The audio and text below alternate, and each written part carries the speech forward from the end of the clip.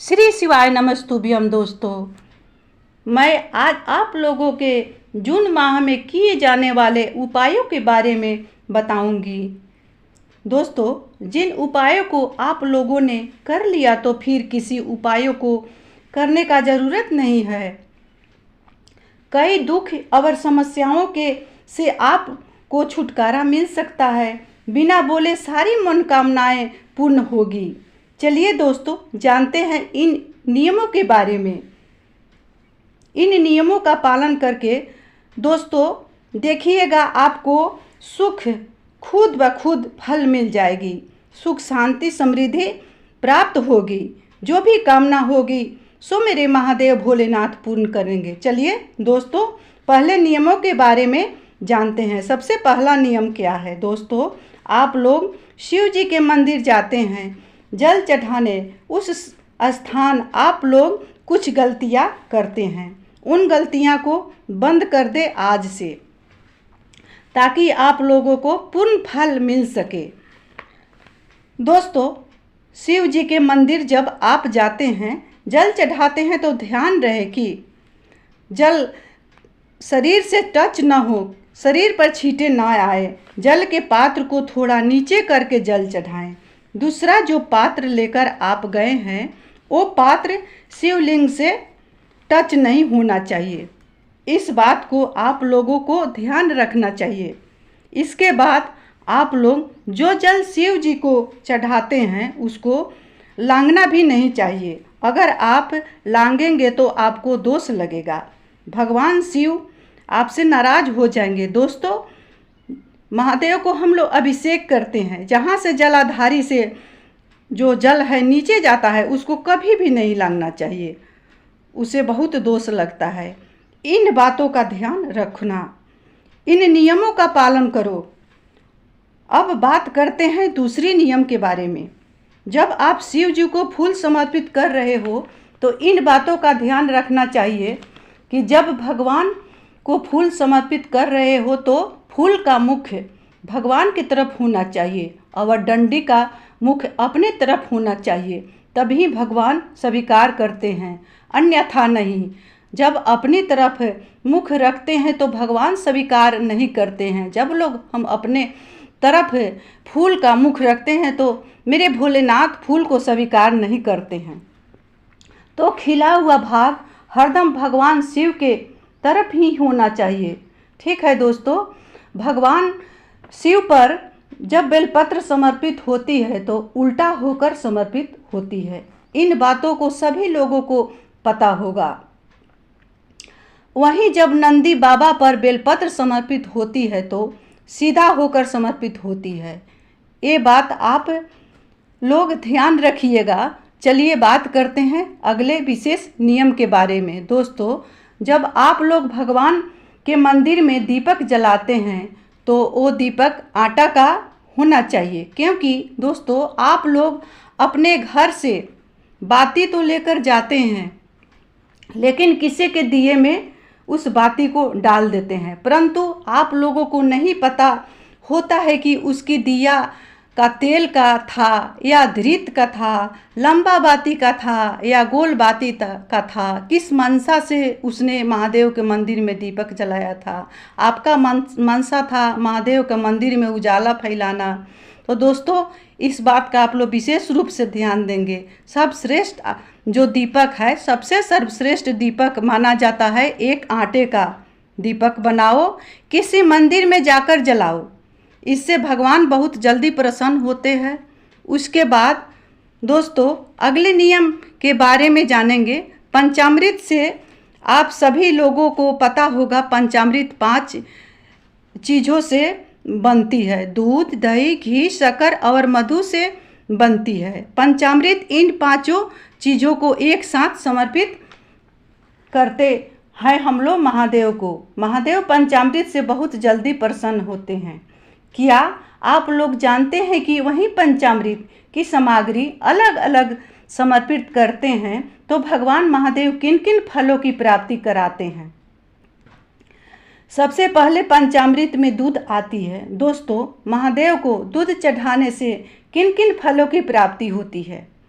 तो आइए जानते हैं। जिनके यहाँ संतान नहीं है, वंश नहीं है, उनको चाहिए कि महादेव को दूध चढ़ाने से वंश की वृद्धि होती है। उनको चाहिए कि महादेव को दूध से अभिषेक करें।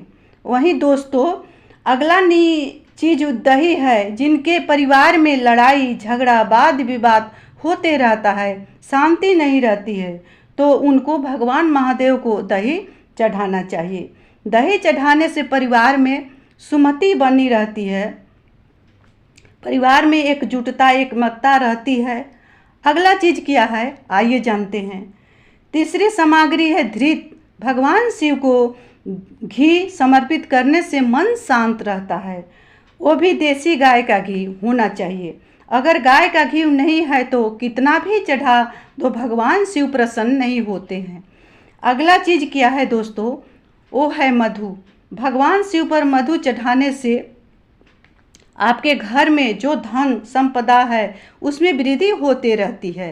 पांचवी चीज़ क्या है, वो है शक्कर। भगवान महादेव पर शक्कर चढ़ाने से आपके घर में जो बच्चे जिद्दी रहते हैं, बात नहीं मानते हैं, मन से पढ़ाई नहीं करते हैं, तो दोस्तों शक्कर चढ़ाने से बच्चा का बुद्धि का वृद्धि होता है, बुद्धि प्रखर होता है और पढ़ने में मन लगता है। बच्चा जो है सो आज्ञाकारी होता है। दोस्तों ये रही पंचामृत को अलग अलग चढ़ाने का नियम। अगला चीज़ क्या है दोस्तों, 1 लोटा जल जब आप लोग भगवान पर चढ़ाते हैं तो उस पात्र को खाली नहीं लाना चाहिए।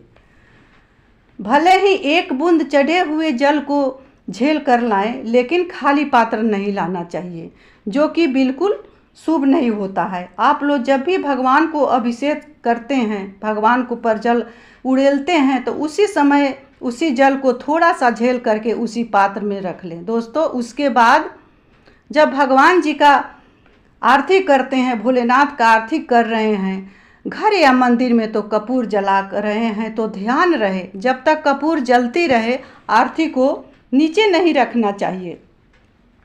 जब कपूर पूर्ण रूप से जल जाए तभी आरती को नीचे रखें। अगले नियम क्या है दोस्तों, ये जो नियम मैं बताने जा रही हूँ वो माताओं बहनों को विशेष रूप से सुनना चाहिए। वैसे तो सभी नियम माताओं बहनों को सुनना चाहिए। दोस्तों जो घर के जो माताएं बहनें ब्रह्म मुहूर्त में उठना चाहिए और सुबह सबसे पहले स्नान करना चाहिए, उसके बाद झाड़ू पोछा करना चाहिए। दोस्तों आप लोग देख लेंगे, लेकिन स्नान के बाद ही रसोई तैयार करना चाहिए। देख लेंगे दोस्तों जैसा सुविधा होगा, लेकिन झाड़ू माँ लक्ष्मी का स्वरूप माना गया है। आप लोग नहा करके भी स्नान के बाद भी झाड़ू लगाते हैं तो कोई दिक्कत नहीं है, माँ लक्ष्मी का वास होता है। अगला नियम क्या है दोस्तों, अगर आपके घर से कोई भी सदस्य बाहर जाता है उसके तुरंत बाद झाड़ू पोछा नहीं करना चाहिए और तुरंत बाद स्नान भी नहीं करना चाहिए। बच्चे पढ़ाई के लिए जाएं या ट्यूशन के लिए जाएं, कोचिंग के लिए जाएं, उसके तुरंत बाद झाड़ू पोछा नहीं करें, न स्नान करना चाहिए, बिल्कुल शुभ नहीं होता है। दोस्तों अशुभ कार्यों में ही आदमी के जाने के बाद तुरंत झाड़ू पोछा किया जाता है। आपका घर का मुखिया है, अगर ऑफिस जा रहे हैं, किसी कार्य के लिए जा रहे हैं, तो उसके बाद ना स्नान करें ना झाड़ू पोछा करें। अगले नियम क्या है दोस्तों, जिस झाड़ू से आप घर को साफ करते हो उसको बिल्कुल छुपा करके रखो। किसी का नज़र झाड़ू की तरफ नहीं हो जाना चाहिए, जो कि बिल्कुल शुभ नहीं है। झाड़ू को छुपा करके रखना चाहिए। अब दोस्तों कहाँ छुपा करके रखना चाहिए सो जानिए। पति पत्नी के बेडरूम में झाड़ू न रखें। इस बात का हरदम ध्यान रखें कि जहाँ आप पति पत्नी विश्राम करते हैं, आराम करते हैं, उसमें झाड़ू को नहीं रखना चाहिए, क्योंकि बेडरूम में झाड़ू रखने से पति पत्नी को आपस में लड़ाई झगड़ा मनमुटाव होते रहता है। इसलिए बेडरूम में झाड़ू को न रखें। वही झाड़ू जब अपने गेस्ट रूम में रखते हैं तो धन का अभाव बनी रहती है। तो दोस्तों अपने गेस्ट रूम या बेडरूम में भी झाड़ू को न रखें। तो आखिरकार में झाड़ू रखें कहाँ, आइए दोस्तों जानते हैं। झाड़ू को अपने हॉल में छुपा करके रखें। ऐसा जगह पर छुपाएं कि हरदम झाड़ू नज़र ना आए, क्योंकि झाड़ू को बार बार देखना नहीं होता है। याद रहे, स्मरण रहे कि किसी भी बेडरूम के नीचे झाड़ू को नहीं रखना चाहिए। झाड़ू लगाते समय किसी का पैर से भी टच नहीं होना चाहिए, पैर में भी नहीं सटना चाहिए, क्योंकि झाड़ू को माँ लक्ष्मी का स्वरूप माना गया है। और झाड़ू जो है सो हम लोग का घर से नेगेटिविटी को हटाती है, इसीलिए झाड़ू को पैर में नहीं सटाना चाहिए। स्वास्थ्य के दृष्टिकोण से भी झाड़ू को शरीर या पैर से नहीं टच करना चाहिए। झाड़ू को विशेष अवसरों पर झाड़ू का पूजा भी किया जाता है। रसोई घर में भी झाड़ू को नहीं रखना चाहिए, इससे घर में के जो बच्चे हैं सो क्रोधी होते हैं। झाड़ू को रात्रि में नहीं लगाना चाहिए। चलिए अगली विशेष उपायों के बारे में जानते हैं। ये उपाय माताओं बहनों के लिए विशेष उपयोगी है। 4 बजे से 7 बजे के बीच में भी झाड़ू नहीं लगाना चाहिए। दोस्तों, जो भी झाड़ू लगाना है, जो भी पोछा लगाना है, उसको 4 बजे के पहले ही झाड़ू पोछा लगा ले। उसके बाद 4 बजे के बाद 7 बजे तक झाड़ू पोछा का समय नहीं होता है, क्योंकि ये समय महादेव का भ्रमण का समय होता है। माताओं बहनों को शाम के समय में चूड़ियाँ बिंदिया न पहने, बाल में कंघी ना करें, सिंदूर न लगाएं, अपने घर के चौखट पर न बैठे। अगर ये सब कार्य आप कर रही है तो आज ही से छोड़ दें, नहीं तो आपके ऊपर गलत प्रभाव पड़ सकता है। दोस्तों, माताओं बहनों कोई भी श्रृंगार शाम के समय में माताओं बहनों को नहीं करना चाहिए, क्योंकि भोलेनाथ के साथ माँ भवानी अपने भक्त के यहाँ भ्रमण के लिए आते हैं। वहीं पर जो आपका मुख्य दरवाज़ा है वहाँ पर जूता चप्पल भी नहीं खोलें, न रखें। दोस्तों, जिसके घर के मुख्य दरवाजे पर जूता चप्पल होता है वहाँ से भोलेनाथ रुष्ट होकर चले जाते हैं। आपको इन बातों का ध्यान रखना है। दोस्तों, अगले नियम क्या है, जब भी आप अपने घर से बाहर जा रहे हैं तो अपने लड्डू गोपाल से बोल करके जाएं। आपके यहाँ अगर लड्डू गोपाल है, अगर आपके यहाँ कोई भी भगवान है तो उनकर को बोल करके जाएं कि मैं इस कार्य के लिए जा रहा हूँ, मेरे कार्य को सफल करना, मेरे साथ चलिए, मेरे लड्डू गोपाल, मेरे भोलेनाथ, मेरे साथ चलिए। आपके यहाँ कोई भी देवी देवता हैं तो आप लोग बोल सकते हैं। प्रणाम करके बोल करके उनको अगरबत्ती जला करके आशीर्वाद ले करके ही घर से जाएं। हे भोलेनाथ, हे लड्डू गोपाल, मैं इस कार्य के लिए जा रहा हूँ, मेरे कार्य को सफल करना, मेरे बाहें पकड़ करके रहना। इस तरह से बोल करके जाएंगे दोस्तों, देखेंगे कि आपका कार्य जरूर ही सफल होगा। दोस्तों, हम लोग सब नियम को करते हैं, लेकिन एक बार जब असफलता मिलता है तो उस नियम को हम लोग ताक पर रख देते हैं। उस तरह का हम लोग को नहीं करना है, क्योंकि जो भी यह बताया गया है नियम सो प्रदीप मिश्रा द्वारा शिव महापुराण का जो ये सब नियम है सो बताया गया है। क्योंकि जब हम लोग पुराण का बात मानते हैं तो हम लोग को कहीं ना कहीं सफलता मिलती है, उससे लाभ मिलता है।